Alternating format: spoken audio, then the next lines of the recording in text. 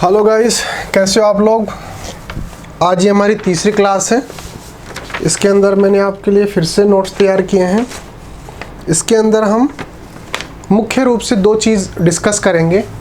पहली जो चीज़ होगी वो होगी कूलाम का नियम। कूलाम का नियम जो है वो हम डिस्कस करेंगे, और उसके बाद दूसरी जो चीज़ है वो डिस्कस करेंगे जो कूलाम का नियम है उसका सदिश निरूपण। यानी कि सदिश के रूप के अंदर कूलाम के नियम को हम किस प्रकार से प्रदर्शित कर सकते हैं। तो देखिए, ये तो आपको आना चाहिए। क्योंकि ये तो फॉर्मूला जो होता है इसका, जो दो आवेशों के मध्य लगने वाला जो बल होता है वो कैसे कैलकुलेट करते हैं, उसका मात्रात्मक जो मान होता है वो कैसे कैलकुलेट करते हैं, उसको ज्ञात करने के लिए हम कूलाम का नियम यूज़ करते हैं। लेकिन परीक्षा के दृष्टिकोण से जो ये सदिश निरूपण है कूलाम के नियम का, ये बहुत ही इम्पोर्टेंट माना जा सकता है। क्यों माना जाता है? क्योंकि इसके अंदर क्या होता है, ऐसी ऐसी चीज़ें होती हैं, छोटी छोटी चीज़ें जो आप पूरी 12th कर लेंगे उसके बाद भी आपको वो समझ में नहीं आएंगी। आप अपनी स्कूल में पढ़ेंगे तो अधिकांश जो चीज़ें हैं वो जो टीचर होता है वो डायरेक्ट लिख देता है फॉर्मूला के रूप में कि इसका ये फॉर्मूला है, इसको डायरेक्ट याद कर लीजिए। क्यों? क्योंकि उसमें जो छोटी छोटी चीज़ें हैं उसके लिए जो बैकग्राउंड में जो चीज़ें होती है, जैसे 11th में हमने कुछ पढ़ा, उससे संबंधित जो चीज़ें होती हैं वो जल्दी से टीचर्स को याद नहीं रहती हैं। यहाँ हम ठीक से देखेंगे जो सदिश निरूपण है कूलाम के नियम का, ताकि अगर आपके 12th की बोर्ड के एग्ज़ाम के अंदर भी ये आ जाए तो आप ठीक से उसकी डेरिवेशन कर सकें, उसके जो फॉर्मूला होता है उसको डिराइव कर सकें कि वो फॉर्मूला कैसे आया, कहाँ से आया। तो चलिए शुरू करते हैं। सबसे पहले हम बात करते हैं कूलाम के नियम की। जो कूलाम का नियम है वो क्या है, उसकी आवश्यकता क्यों पड़ी, उसके बारे में हम डिस्कस करते हैं। तो हम पढ़ते हैं कूलाम का नियम। कूलाम का नियम। अब सबसे पहले तो बात करते हैं कि कूलाम का नियम है, इसकी जरूरत क्यों पड़ी। तो देखिए, हमने देखा कि जब दो वस्तुओं को आपस में रगड़ा जाता है तो एक पर धनात्मक आवेश आ जाता है, एक पर ऋणात्मक आवेश आ जाता है। जो इलेक्ट्रॉन त्यागता है उस पर धनात्मक आवेश आता है, और जो इलेक्ट्रॉन ग्रहण करता है उस पर ऋणात्मक आवेश आ जाता है। लेकिन इसका मान कितना होता है ये हमें नहीं पता। तो अगर जैसे मान लीजिए कि कोई Q1 आवेश है और कोई Q2 आवेश है, अब हम बोलें कि इस पर 1 कूलाम आवेश है और इस पर 2 कूलाम आवेश। अब ये एक दूसरे को आकर्षित या प्रतिकर्षित करेंगे, लेकिन जो बल होगा, आकर्षण या प्रतिकर्षण का जो बल होगा वो कितना होगा, उसका मात्रात्मक मान कितना होगा, यानी कि वो कितना फोर्स, कितना बल अप्लाई करेगा, ये हमें पता नहीं है। ये तो पता है कि जैसे मान लीजिए ये प्लस है और ये भी प्लस है, दोनों धनात्मक आवेश हैं, तो वो यानी कि सजातीय आवेश हैं, तो एक दूसरे को प्रतिकर्षित करेंगे, एक दूसरे से दूर भागेंगे। यानी कि एक ये इस तरफ भागेगा और ये इस तरफ भागेगा, दूर भागेंगे एक दूसरे से। क्यों? क्योंकि समान आवेश हैं, दोनों धनात्मक आवेश हैं। लेकिन ये किस बल से एक दूसरे से प्रतिकर्षित होंगे, यानी कि उस बल का मान कितना होगा जिससे ये प्रतिकर्षित होंगे, उसके लिए कूलाम ने एक नियम दिया। इसके नियम के अंदर एक शब्द आता है बिंदु आवेश। यानी कि कूलाम का जो नियम है वो किस पर लागू होगा, बिंदु आवेश पर। अब बिंदु आवेश क्या होता है, वे आवेश जिनकी जो साइज है वो उनकी दूरी की तुलना में बहुत कम होनी चाहिए। कहने का मतलब ये Q1 और Q2 जो आवेश है, और ये बीच की दूरी मान लेते हैं R, इसको दूरी मान लेते हैं R। तो इसकी जो साइज है Q1 की और Q2 की, ये R की तुलना में बहुत कम होनी चाहिए। यानी कि ये साइज के अंदर बहुत ही छोटे होने चाहिए। अगर ये छोटे हैं इनके बीच की दूरी की तुलना में, तो इसको हम बोलेंगे बिंदु आवेश, और बिंदु आवेश पर ही कूलाम का नियम लागू होता है। यहाँ तक क्लियर है? अब इसका कथन क्या कहता है, यानी कि जो कूलाम का नियम है वो क्या कहता है वो देख लेते हैं। कूलाम का नियम कहता है कि दो बिंदु आवेशों के मध्य लगने वाला जो बल होता है वो दोनों आवेशों के परिमाण के गुणनफल के तो समानुपाती होगा और उनके मध्य की दूरी के वर्ग के व्युत्क्रमानुपाती होगा। तो पहले इसका कथन लिख लेते हैं। अगर आपके एग्जाम में आएगा तो पहले आपको इसका कथन लिखना है कि कथनात्मक रूप से अगर हम कूलाम के नियम को लिखना चाहें तो हम कैसे लिखेंगे, उसके बाद फॉर्मूला लिखेंगे कि उस कथन को हम फॉर्मूला के रूप में कैसे लिख सकते हैं। तो देखिए कथन क्या है कि दो बिंदु आवेश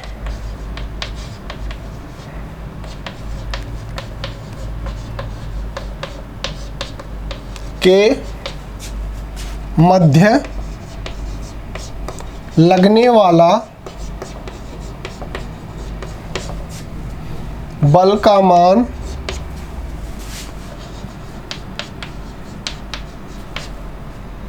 दोनों आवेशों के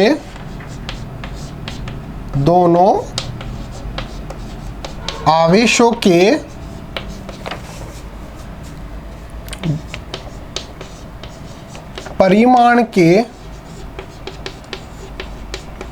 गुणनफल के समानुपाती या अनुक्रमानुपाती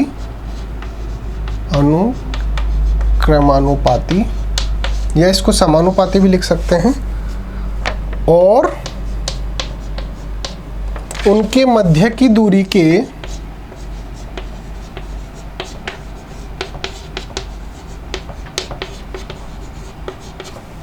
वर्ग के व्युत्क्रमानुपाती होता है। व्युत्क्रमानुपाती होता है। तो कूलाम साहब ने क्या बोला?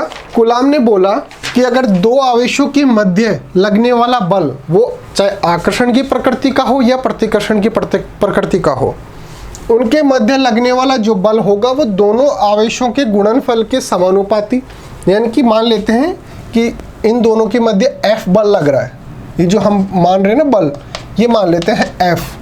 तो F जो होगा वो अनुक्रमानुपाती होगा किसके? दोनों आवेशों के गुणनफल के, यानी कि दोनों आवेशों का जो परिमाण है उसके गुणनफल के समानुपाती होगा। तो ये Q1 हो गया और इसका गुणनफल किया Q2 से। ये तो हो गया समीकरण number 1। F is proportional multiplication of Q1 and Q2। ये दोनों का जो परिमाण है इसके गुणनफल के समानुपाती होगा। ये समीकरण नंबर 1। दूसरा है व्युत्क्रमानुपाती होगा इनके मध्य की दूरी के। दूरी कितनी मान रहे? R। ये जो दोनों आवेश है ना, इनके मध्य की दूरी है R, तो इस R के वर्ग के व्युत्क्रमानुपाती होगा। ये हो गया समीकरण नंबर 2। अब समीकरण 1 और 2 को एक साथ लिखेंगे तो हम कैसे लिखेंगे? F is Q1 Q2 upon R square. अब जब समानुपाती चिन्ह को हटाएंगे तो एक नियतांक आ जाता है, उसको हम लिख लेते हैं K। तो K Q1 Q2 upon R square. ये हो गया कूलाम का जो नियम है वो। समीकरण नंबर इसको 3 दे देते हैं।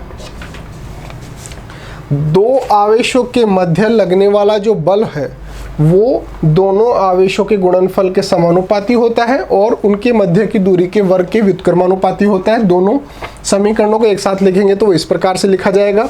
समानुपाती का जो चिन्ह है इसको हटाने के लिए एक नियतांक आ जाएगा जिसे K लिखते हैं और ये एज इट इज आगे आ जाएगा। ये F यानी कि ये जो बल है ये लगेगा इन दोनों आवेशों के मध्य। अगर ये धनात्मक दोनों समान आवेश हैं तो वो प्रतिकर्षण प्रकृति का होगा, और अगर दोनों विपरीत प्रकृति के हैं तो ये आकर्षण की प्रकृति का होगा। प्रकृति का कोई फर्क नहीं पड़ता है। ठीक है, तो यहां तक बात हो गई कि हमने कूलाम का नियम कैसे डिराइव किया, या दो आवेशों के मध्य लगने वाला जो बल होता है वो कितना होता है, ये हमने यहां तक देख लिया।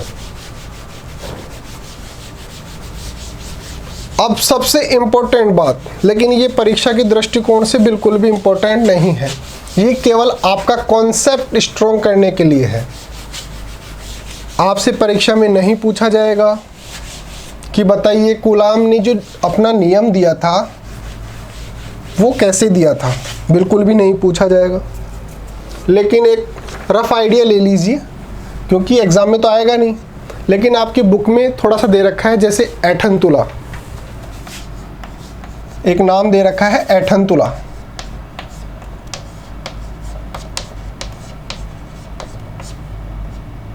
तुला का मतलब होता है जो तौलने की मशीन होती है ना, वो वाला। ऐठन तुला क्या होता है वो देख लेते हैं पहले। तो उसके लिए हमें देखना पड़ेगा जो कूलाम ने अपना नियम दिया। कूलाम ने जब देखा ना कि भाई दो आवेशों के मध्य कितना बल लग रहा है, तो भाई कैसे उसने कौन कौन से प्रयोग किए और उन्होंने कौन से जो उस स्केल था, कौन सा जो तुला था जिसके माध्यम से उसने वो जो दो आवेशों के मध्य लगने वाला बल है वो निकाला कि हाँ भाई इतना ही लग रहा है।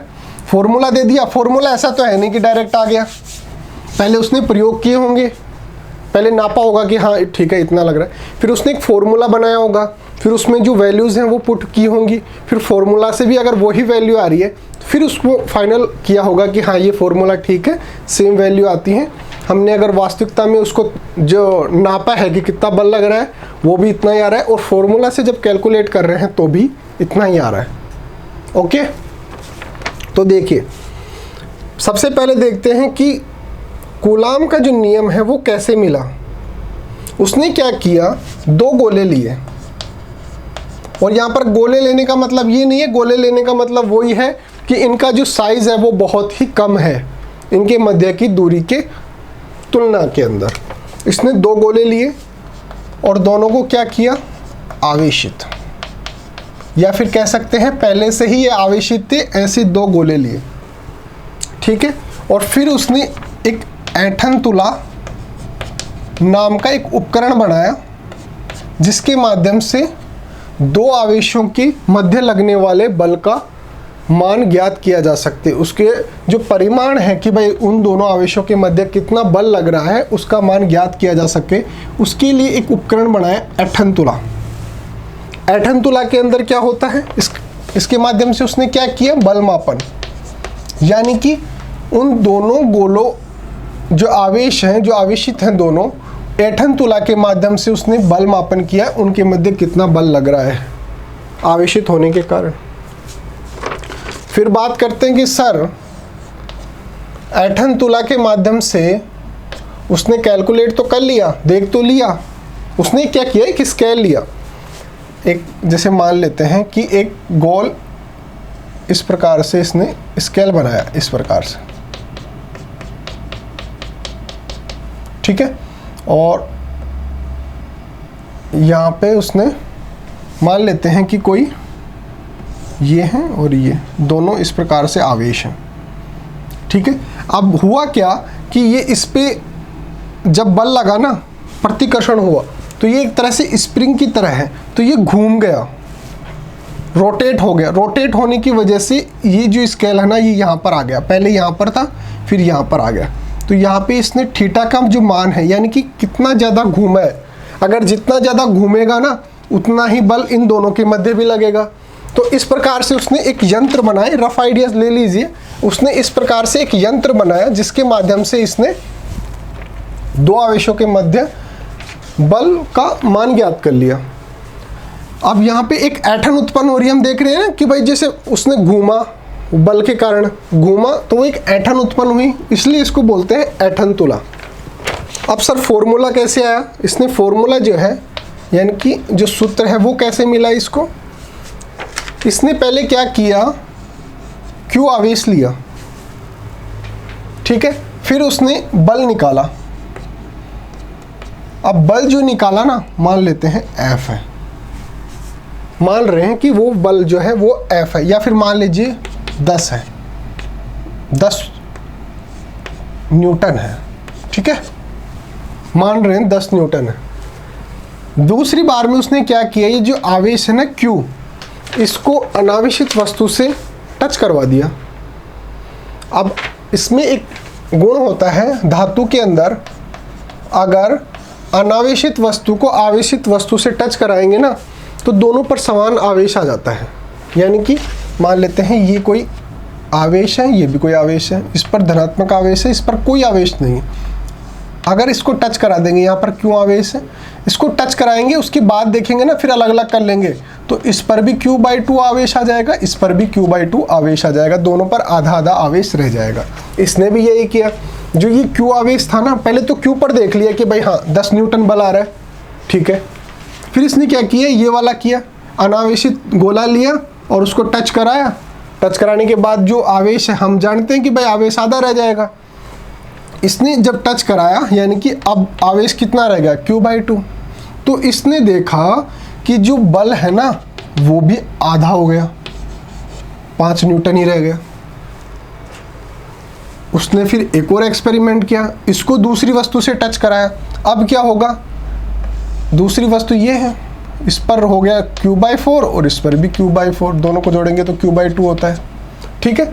तो अब कितना रह गया आवेश, दोबारा से एक अनावेशित धातु ली, मतलब गोला लिया और उसको Q/2 वाले गोले से टच कराया, तो अब जो आवेश है वो रह गया Q/4। अब इसने देखा जो F का मान है वो कितना हो गया, 2.5 न्यूटन। इसने देखा कि जो आवेश का जो मान है ना, वो बल जो लग रहा है उनके मध्य उसके प्रोपोर्शनल है, डायरेक्ट प्रोपोर्शनल है। तो इस प्रकार से उसने F is proportional Q1 Q2 ये वाली समीकरण दे दी। फिर बात आई दूरी की कि भाई दूरी कैसे निकाले। तो इसने क्या किया, जैसे Q1 और Q2 इसके मध्य की दूरी उसने पहले मान लेते हैं कि 10 सेंटीमीटर ले ली। 10 सेंटीमीटर थी उस समय, इसने क्या किया, F 10 न्यूटन मान लेते हैं। फिर इसने क्या किया, जो ये दूरी है इसको कर दिया डबल, 20 सेंटीमीटर। अब होना क्या चाहिए, होना क्या चाहिए कि ये जो दूरी इसने डबल की है ना, तो बल होना चाहिए आधा।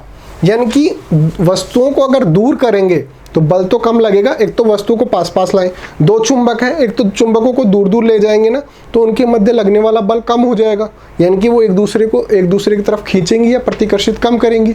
लेकिन अगर जैसे जैसे पास लेके आएंगे ना, तो आप देखेंगे कि वो बहुत ही तीव्रता के साथ बल लगाती हैं। तो हमने दूरी डबल कर दी, तो जो बल का मान है वो आधा होना चाहिए, लेकिन आधा नहीं हुआ, वो हो गया 1/4। यानी कि इसका 4 से डिवाइड कर दो, 2.5। इस प्रकार से आगे एक्सपेरिमेंट किए उसने, तो उसने देखा कि ये दूरी है ना उसके रिवर्स प्रोपोर्शनल नहीं है, यानी कि F का जो मान है वो 1/r नहीं है, ये उसके स्क्वायर के है। यानी कि हमने यहाँ पे क्या किया, आधा आधा करते तो उसको 2 से डिवाइड करते, लेकिन 2 से डिवाइड नहीं, 2 के स्क्वायर से जब डिवाइड करें वो यहाँ पर मान सही आया। तो इसने देखा जो F का जो मान है ना वो उसके मध्य की दूरी के वर्ग के व्युत्क्रमानुपाती है, और उसने उसको वहाँ पे समीकरण 2 दे दिया, दोनों को एक जगह लिखा इस प्रकार से, Q1 Q2 अपॉन r²। और ये प्रोपोर्शनल वाला है, इसको हटाने के लिए उसने एक नियतांक दे दिया Q1 Q2 अपॉन r², और इसने इस प्रकार से वो फॉर्मूला डिराइव कर लिया। ये परीक्षा के दृष्टिकोण से आपके लिए बिल्कुल भी महत्वपूर्ण नहीं है, ये सिर्फ समझाने के दृष्टिकोण से है, ये चीज़ आपको कोई नहीं बताएगा, केवल ये समझने के लिए है कि उसने किस प्रकार से डिराइव किया होगा। डायरेक्ट तो उसको ऐसा तो है नहीं कि भाई उसको याद आ गया कि हाँ ये फॉर्मूला ठीक रहेगा। अपने टीचर क्या बताते हैं कि भाई उसने क्या किया, बहुत सारे एक्सपेरिमेंट किए और एक्सपेरिमेंट के माध्यम से ये फॉर्मूला है। सही बात है, एक्सपेरिमेंट किए, लेकिन कौन से एक्सपेरिमेंट किए, किस प्रकार से किए होंगे, वो चीज़ हमने यहाँ पे उसको एक्सप्लेन करने की कोशिश की है। अब आगे बात करेंगे जो कूलाम ने नियम दिया है उसको विस्तार से डिटेल से समझने की। उसमें जो के हमने यहाँ पे नियतांक लिया, जो प्रोपोर्शनल वाला चिन्ह था उसको हटाकर हमने जो के लिखा वो क्या है, उसका मान कितना होता है, उसको कैसे कैलकुलेट किया जा सकता है, उसका मात्रक क्या होता है, ये सभी चीज़ें हैं वो यहाँ पे डिस्कस कर रहे हैं। और यहाँ से याद रखिए आपका जो इम्पोर्टेंट पार्ट है ना वो स्टार्ट हो जाता है। कूलाम के नियम से, ये लाइफ टाइम आपके साथ चलने। देखिए हमने यहाँ पे जो कूलाम का नियम है वो लिखा है पहले तो, इसने F इज इक्वल टू के Q1 Q2 upon R square होता है। अब बात करें कि जो K होता है वो होता है क्या, एक नियतांक होता है, जो समानुपाती जो है वो नियतांक होता है। इसका मान कितना होता है 9 गुणा 10 की power 9 Nm square upon C square, यानी कि newton metre square upon coulomb square. अब बात करें कि सर ये यहाँ पे इंपॉर्टेंट बात बन जाती है कि K जो होता है इसका मात्रक क्या होता है। तो दो बातें होती हैं, एक तो Nm square upon C square आप डायरेक्ट याद कर लो, ये पूछा भी जाता है बहुत सारी कॉम्पिटिटिव एग्जाम के अंदर, चाहे नीट हो जेई हो कोई सा भी हो, इससे रिलेटेड कोई अदर जैसे एग्ज़ाम भी हैं, स्टेट वाली इंजीनियरिंग या फिर जो मेडिकल वाले एग्ज़ाम है उनके अंदर भी डायरेक्ट पूछा जा सकता है। एक तो इसका और आगे एक एप्सिलॉन नोट होता है उसका, इनका मान डायरेक्ट मान पूछ सकते हैं या फिर इसका जो मात्रक होता है ये पूछ सकते हैं। मान ले कि आप भूल जाए कि Nm square upon C square होता है K का मात्रक, मान ले, लेकिन आपको ये फॉर्मूला याद है F इज इक्वल टू के Q1 Q2 upon R square. देखिए F यानी कि बल का क्या होता है न्यूटन, और K को एज इट इज रख लेंगे, K का मात्रक की तो निकालना है हमें, तो Q1 और Q2 यानी कि Q स्क्वायर हो गया, यानी कि एक Q का क्या होता है कूलाम और दूसरी का भी कूलाम, तो ये हो गया कूलाम का स्क्वायर अपॉन ये R क्या है दूरी को हम किस में लिखते हैं मीटर में, ये हो गया मीटर स्क्वायर है ना यहाँ पर।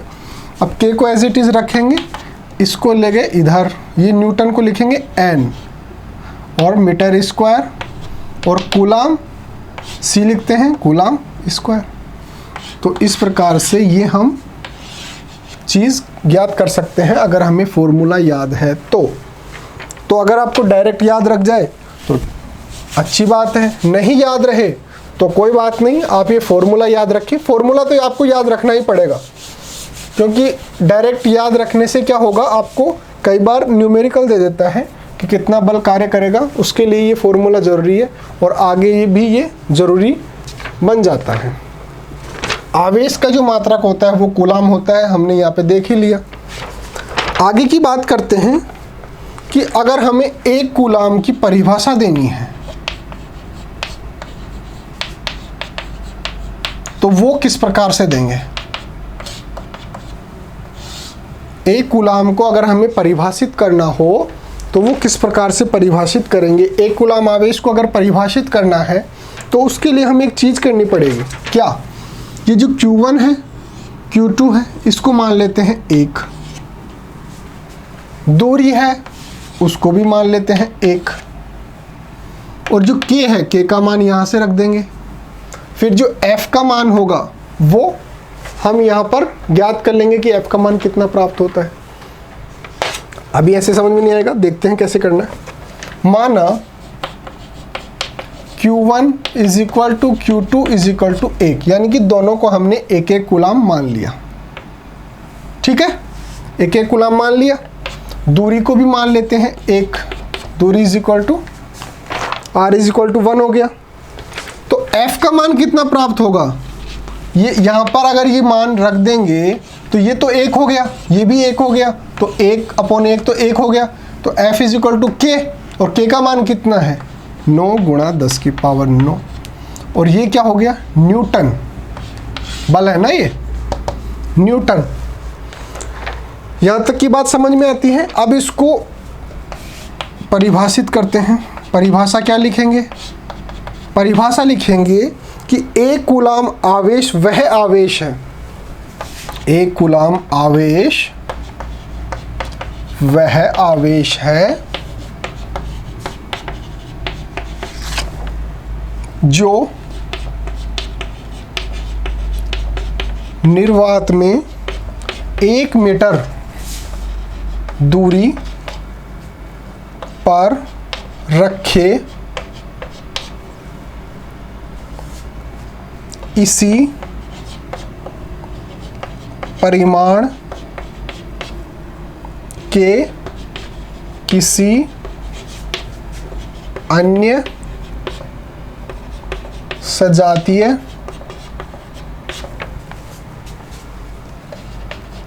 आवेश को 9 × 10⁹ न्यूटन बल से प्रतिकर्षित करता है। अब सर हमने ये प्रतिकर्षित क्यों लिखा है? तो देखिए परिभाषा में देखिए सजातीय आवेश यानी कि एक ही समान आवेश है दोनों आवेशों पर। तो परिभाषा को समझिए, एक कूलाम आवेश वह आवेश है जो निर्वात के अंदर 1 मीटर दूरी पर रखे। हमने दूरी कितनी मानी? 1 मीटर। आवेश कितना माना? 1 कूलाम। और इसी परिमाण के किसी अन्य सजातीय आवेश हैं तो एक दूसरे को प्रतिकर्षित करेंगे, और विजातीय आवेश हैं यानी कि दोनों अलग अलग हैं तो एक दूसरे को आकर्षित करेंगे। आवेश को 9 × 10⁹ न्यूटन बल से प्रतिकर्षित करता है। यहाँ पे हम परिभाषा दे सकते हैं इस प्रकार से एक कूलाम आवेश की। देखिए जो कूलाम आवेश का जो मात्रक होता है ना कूलाम, ये बड़ा मात्रक होता है। सामान्यतः हम इसको माइक्रो कूलाम, नैनो कूलाम में भी लिख सकते हैं, मिली कूलाम, ये जो चीज़ें हैं ना ये आपको देखने को मिलेंगी। माइक्रो कूलाम 10⁻⁻6 कूलाम होता है एक, नैनो कूलाम 10⁻9 कूलाम होता है, मिली कूलाम 10⁻−3 कूलाम। ये याद रखेंगे, आपको जो न्यूमेरिकल होते हैं ना उनके अंदर काम आएगा। अब आगे हम डिस्कस करेंगे के बारे में ही फर्दर, यानी कि आगे हम के बारे में ही डिस्कस करेंगे कि जो के होता है वो क्या होता है। अब हम के की बात कर रहे हैं, जो नियतांक आया था ना कूलाम के नियम के अंदर, उसको आगे उसका भी एक फॉर्मूला होता है, यानी कि उसको भी एक फॉर्मूला के रूप में लिख सकते हैं। के का मान कितना होता है? 9 × 10⁹ nm²/c²। तो देखिए के जो है वो क्या है? एक नियतांक है, और के का जो मान होता है वो होता है 1/4πε0। ये भी आप याद रखेंगे कि जो के का मान है वो 1/4πε0 के बराबर होता है। अब सर यहाँ पे ये ε0 क्या है? तो देखते हैं, अभी रुकिए। इसका मान हम बराबर लिख सकते हैं 9 × 10⁹ nm²/c²। अभी हमने देखा था ना, तो अब हम इसका थोड़ा सा ऑपरेशन कर देते हैं कि ये चीज़ क्या है। तो देखिए F = हमने पढ़ा K Q1 Q2/r², कूलाम के नियम से। अब K का मान हमें पता है कि 1/4πε0 होता है, तो इसको रखेंगे तो क्या होगा? 1/4πε0 K Q1 Q2/r²। ये हो गया समीकरण नंबर 2, लिख सकते हैं इसको। तो ये हमें प्राप्त हो गया। अब सर ये ε0 क्या है? इसको क्या बोलते हैं? पहले तो इसको ε0 बोलते हैं, ऐसे बोलेंगे ε0, इस प्रकार से ε0 बोलेंगे इसको। आगे याद रखना ε0 का मतलब E0 होता है। E0 मत बोलना, इसको ε0 बोलना, ठीक है। अब जो ε0 है ये है निर्वात की वैद्युतशीलता,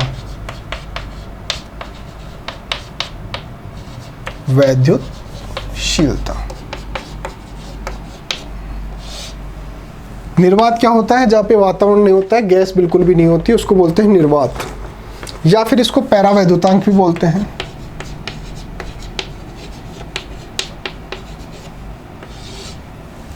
तो अगर आपसे निर्वात की वैद्युतशीलता या पैरावैद्युतांक ये शब्द आए तो आप समझ जाना ये ε0 है, ε0 ये वाला। अब आगे बात करें कि ε0 का मान कितना होता है, तो इसका मान SI पद्धति में होता है 0.854 गुणा 10 की power -12 coulomb square Newton -1 upon m-1। Very very important.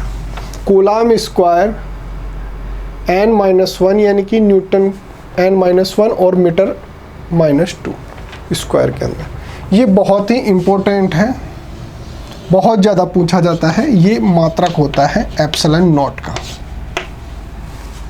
मान तो है ही कि भाई इसका मान कितना होता है, वो तो इम्पोर्टेंट है ही, लेकिन उससे भी ज़्यादा इम्पोर्टेंट है कि इसका मात्रक क्या होता है, ऐसा ही मात्रक। अब बात आती है कि आप इसको भी भूल जाएं कि सर हम तो भूल गए, जो एप्सिलॉन नॉट है उसका मात्रक हम भूल गए, लेकिन आपको याद क्या है, एफ का जो मान है वो याद है आपको। ये वाला फॉर्मूला तो याद रह जाएगा, ये वाला फॉर्मूला तो याद रह जाएगा। तो इससे आप क्या करेंगे, इस एप्सिलॉन नॉट को तो ले जाओ इधर और एफ को ले जाओ नीचे। तो एप्सिलॉन नॉट बराबर हो जाएगा 1/4 pi F Q1 Q2 upon R square. ये तो याद रह जाएगा आपको, ठीक है। देखिए 4 पाई जो होता है वो कांस्टेंट, इसका मात्रक नहीं होता है। पाई का मान तो हमें पता ही है, वो तो कांस्टेंट है ना, तो इसका मात्रक नहीं होगा। एफ का मात्रक क्या होता है, 1/f का मात्रक क्या होता है, न्यूटन, और Q1 Q2 का कूलाम स्क्वायर, आर स्क्वायर का मीटर स्क्वायर। दूरी तो है, ये चीज़ और ये चीज़ दोनों सेम है, सिर्फ देखने का फ़र्क है। ये चीज़ और ये चीज़ दोनों सेम है। यहाँ पे जो मीटर स्क्वायर है ये ऊपर आएगा, मीटर -2। ये चीज़ और ये चीज़ दोनों सेम है, क्यों? क्योंकि अगर हम इसको ऊपर ले जाएंगे तो ये हो जाएगा माइनस का। कूलाम स्क्वायर तो पॉजिटिव है क्योंकि ऊपर है, लेकिन ये जो नीचे है ना, इसकी पावर कितनी है, 1 है। ये ऊपर जाके माइनस की हो जाएगी, n-1। ये मीटर स्क्वायर है, पावर कितनी है, 2 है प्लस की, ऊपर जाके किसकी हो जाएगी, माइनस की। तो ये वाली चीज़ और ये वाली चीज़ दोनों सेम है। तो अगर आपसे इसका मात्रक पूछा जाए तो आप या तो डायरेक्ट याद रख लीजिए या फिर ऐसे कैलकुलेट कर लीजिए, कोई दिक्कत वाली बात नहीं है। बात यह है कि आपको या तो निकालना आना चाहिए कि कैसे निकालते हैं, या फिर आपको डायरेक्ट याद रखना चाहिए। लेकिन ज़रूरी ये है कि आपको ये होना ही चाहिए याद, तो क्योंकि ये डायरेक्ट बहुत ज़्यादा पूछा जाता है एग्ज़ाम के अंदर। अब इस टॉपिक का सबसे इम्पोर्टेंट जो टॉपिक है वो शुरू होने जा रहा है, वो है कूलाम के नियम का सदिश निरूपण। देखिए जो बल होता है ना, बल वो होता है सदिश राशि, यानी कि इसको प्रदर्शित करने के लिए मान की यानी कि परिमाण की आवश्यकता होती है, सही बात है, लेकिन दिशा की भी आवश्यकता होती है। तभी एक सदिश राशि को आप ठीक से निरूपित कर सकते हैं। इसलिए हम जो कूलाम का नियम है, कूलाम का नियम क्या बताता है, बल ही तो बताता है, और बल है सदिश राशि, इसलिए उसको सदिश के रूप में लिखना बहुत ज़रूरी होता है। तो हम अब पढ़ेंगे कूलाम के नियम का सदिश निरूपण। बहुत ज़्यादा इम्पोर्टेंट टॉपिक है, और यकीन मानिए आपकी जो क्लास के अंदर इसको पढ़ाया जाएगा ना, वो ठीक से नहीं पढ़ाया जाएगा। आपको डायरेक्ट चीज़ें बताई जाएंगी या फिर बोला जाएगा इम्पोर्टेंट है ही नहीं, लेकिन एग्ज़ाम में आ सकता है, काफ़ी इम्पोर्टेंट मान सकते हैं इसको। क्योंकि कूलाम का नियम अगर आपको देता है तो वो बहुत ही सिंपल है, लेकिन अगर कूलाम के नियम का सदिश निरूपण देता है तो वो थोड़ा सा टिपिकल हो जाता है, हर किसी को नहीं आता है। आप यहाँ से ठीक से समझेंगे, ठीक है। देखिए ये हमने एक रेफरेंस पॉइंट लिया है ओ। रेफरेंस पॉइंट हिंदी में क्या बोलते हैं, रेफरेंस पॉइंट को पता नहीं। तो ये रेफरेंस पॉइंट है, यहाँ से हम हर चीज़ को कैलकुलेट करते हैं।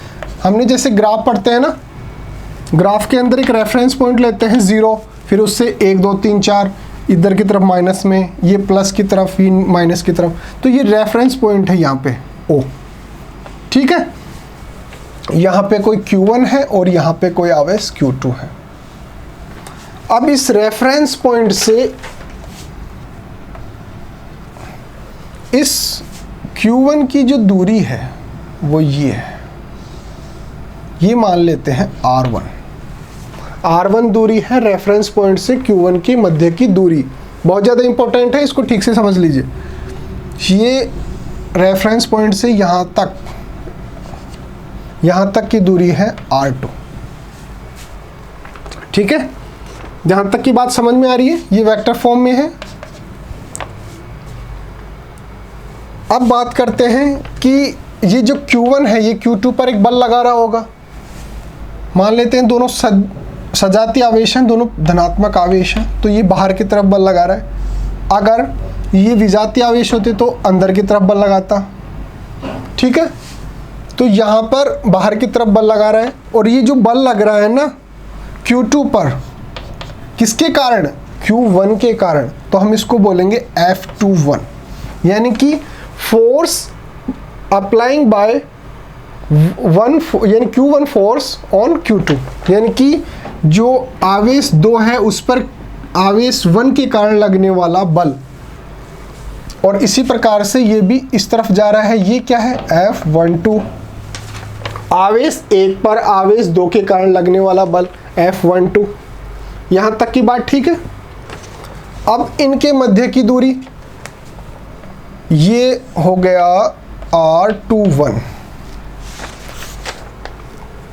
R21 हो गया, यानी कि जो डिस्टेंस आवेश 2 के मध्य और 1 के मध्य की दूरी, और ये हो गया R12, यानी कि आवेश 2 से आवेश 1 के मध्य की दूरी।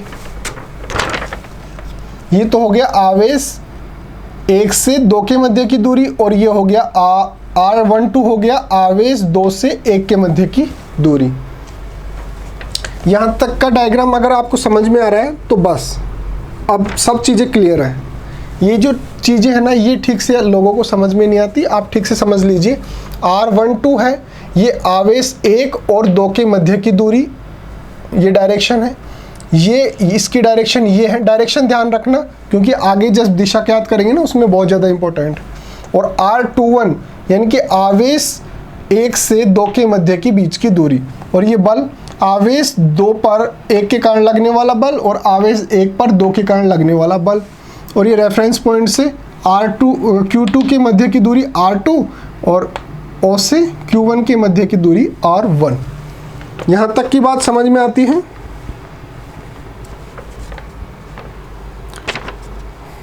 अगर हमें ज्ञात करना है F12 का मान, F12 का मान ज्ञात करेंगे तो ये क्या हो जाएगा? ये F12 क्या है? ये रहा Q1 पर लगने वाला बल Q2 के कारण, यानी कि Q1 पर लगने वाला बल Q2 के कारण ये है। ये दोनों आवेशों के गुणनफल के समानुपाती होता है। और इनके मध्य की दूरी क्या है? इनके मध्य की दूरी R12, ये वाली R12 का स्क्वायर। और इसकी दिशा प्रदर्शित करने के लिए हम एक यूनिट वेक्टर लिखेंगे R12 कैप, ये याद रखें। ये इनके मध्य की दूरी R12 का स्क्वायर, R12 ये रहा। और इसकी दिशा ज्ञात करने के लिए एक यूनिट वेक्टर लिखेंगे R12, जो यहाँ पे है ना उसका यूनिट वेक्टर। इसी प्रकार से F21 लिखेंगे, यानी कि आवेश 2 पर लगने वाला बल किसके कारण? Q1 के कारण, आवेश 1 के कारण। ये हो जाएगा K Q1 Q2 upon R21 का स्क्वायर। और इसकी दिशा ज्ञात करने के लिए R21 का एक यूनिट जो वेक्टर है वो लिखेंगे, किसका? R21 का। तो ये फॉर्मूला हो गया इसका। अब एक चीज़ इंपॉर्टेंट और है, वो क्या है सर? R1 और R2 के रूप में लिखने के लिए वेक्टर एडिशन का ट्रायंगल लॉ लगाते हैं। सर ट्रायंगल लॉ क्या है वो देख लेते हैं। ये आप याद रखेंगे।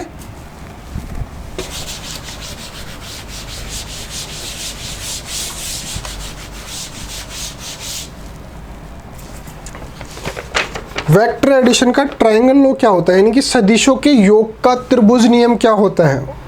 उसमें क्या होता है कि किसी दो वेक्टर को ट्रायंगल की कंटिन्यूअस लाइन के रूप में व्यक्त करें तो जो थर्ड लाइन होगी वो ट्रायंगल को कंप्लीट करती है, वो अपोजिट डायरेक्शन में उनके रिजल्टेंट को शो करेगी। यानी कि मान लेते हैं, देखिए जो सदिशों का जो त्रिभुज नियम होता है वो क्या होता है, उसके अनुसार जैसे मान लीजिए ट्राइंगल के अंदर कोई सदिश हैं तो उसके अंदर जो दो कंटिन्यूअस यानी कि दो जो लगातार अगर सदिश हैं, जैसे यहाँ पे मान लीजिए कि ये इस प्रकार से R1 है, फिर ये कंटिन्यूअस कौन सा है R21, इनका जो योग होगा वो तीसरा जो लाइन होगी जो इसको कंप्लीट कर रही है ट्राइंगल को, उसके बराबर होगी। तो हम इसे क्या लिख सकते हैं, R1, ये वाला R1 plus R21 is equal to क्या होगा, R2 का R2 वेक्टर। ये हो गई इक्वेशन नंबर 1। अब इसी प्रकार से क्या होगा, ये R2 वेक्टर और कंटिन्यूअस कौन सा है R12 है ना, तो ये हो गया R2 vector plus R12 vector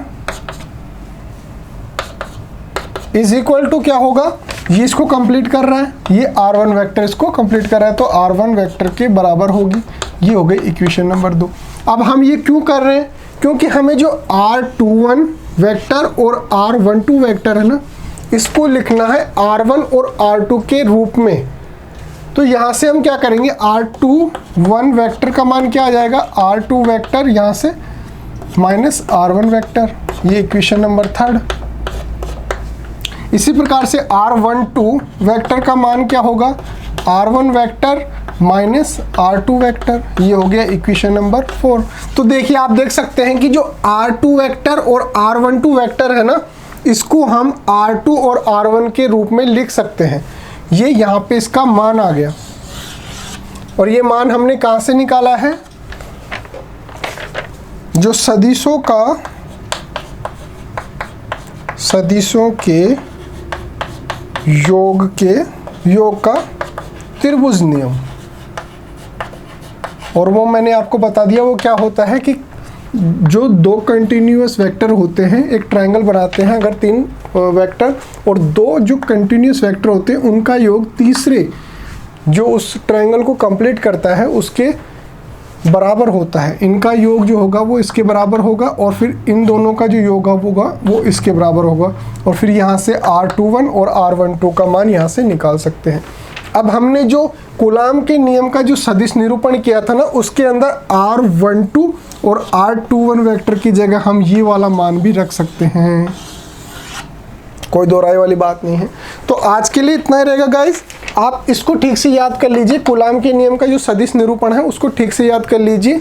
आगे की क्लास में हम आगे वाला जो टॉपिक है हमारा इलेक्ट्रिक फील्ड से रिलेटेड वो शुरू करेंगे। और आपसे एक और रिक्वेस्ट है, आप इस वीडियो को ज़्यादा से ज़्यादा शेयर किया कीजिए ताकि हम और भी इंटरेस्ट के साथ इस क्लास के जो सेशन हम चला रहे हैं उसको आगे की तरफ प्रोसीड कर सके। Okay guys, thank you so much.